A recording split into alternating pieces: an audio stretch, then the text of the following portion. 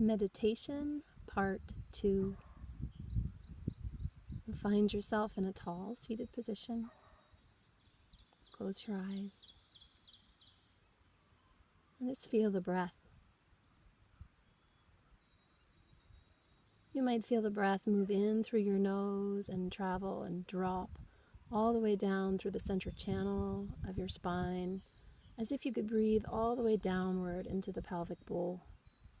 On your inhale, feeling a heavy rooted sensation in your hips. As you exhale, the breath moves all the way from deep in the pelvis up and lightly outward through the spine and all the way up and out through the crown of your head. This is a nice way to start your meditation, just orienting yourself to the vertical channel of your spine. Breathing in to the base of your spine, and breathing out through the crown of your head. Becoming both anchored to the earth and then lightly connected to the infinite space of sky.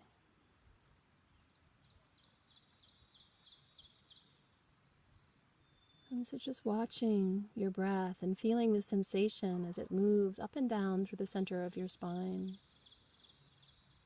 You can just allow your attention, your awareness to rest here. Continue to bring your attention back as to the simplicity of your breath. Notice when your mind gets carried away in extraneous thoughts or pulled forward into the future, which leads and tends toward anxiety. Or perhaps we reflect back on the past of this endless churning of thoughts that happens.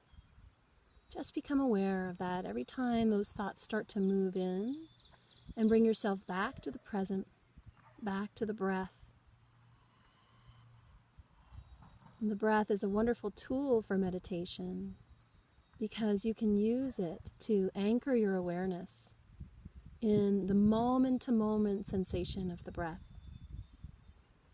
Notice where in your body you experience the breath most predominantly. It might be in the movement of your abdomen. It might be the sensation or the coolness of the breath as it moves in through the nostrils across the top lip, and the warmth as the breath moves out through your nose. Again, just feeling that sensation. You rest your awareness here. Allow it to completely hold your attention. And from that perspective of the knower, the observer, the Atman, you watch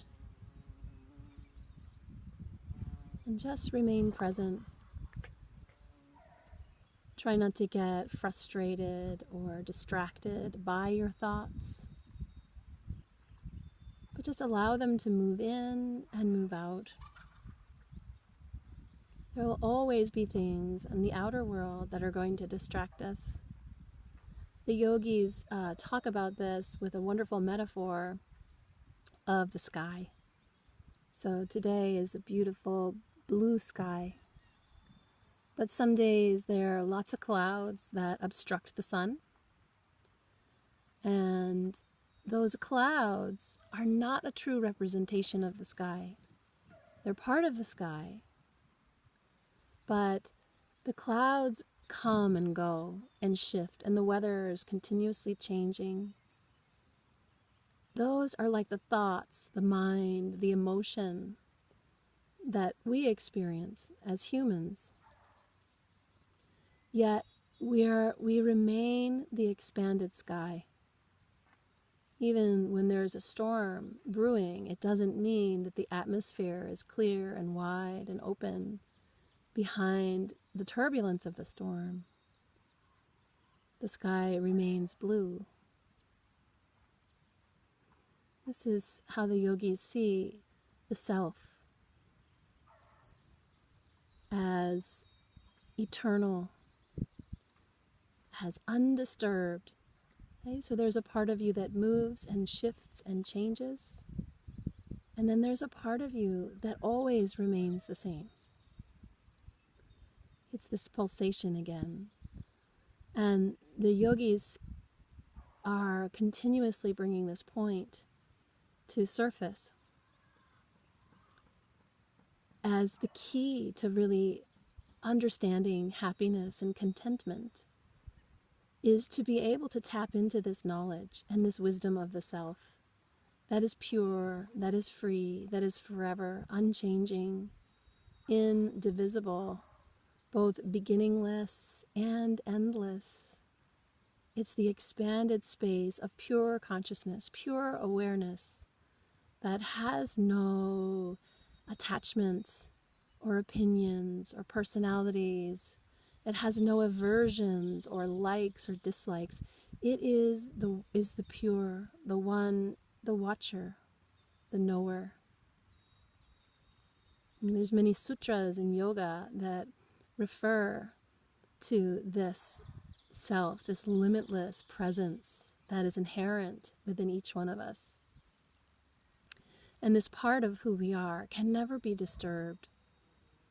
Nayanam Chindanti Shastrani, which is a sutra that refers to the fact that this part of who we are, this expanded awareness, this knower, this essential self, which is present at our very core, this part of who we are can never be hurt by words or blown by the wind or wet by water or cut by a knife. This is your eternal self. And in this presence, we are not subject to the changing reality and stresses of day to day. To understand this underlying presence as the most real aspect of who we are, we're able to let go of some of the worries and some of the stresses and some of the contractions we bring ourselves to when we think that this world of form and change is all we have. Where in fact we can let go into this bigger reality. We can co-participate with it, both functioning in the changing world with our responsibilities and our daily tasks and endeavors, yet at the same time be of another awareness as well as the most essential part of who you are, changeless, formless, eternal, not subject to the ups and the downs and the dramas and the ins and the outs. Yet just pure awareness. Here you can just merge, you can melt, you can open. And the yogis see this as the very source of lasting contentment, of lasting happiness, to know this center of our being. And so enjoy yourself, just watching, just breathing, and know that you are this pure space. And all we have to do is close our eyes to watch it, not get frustrated.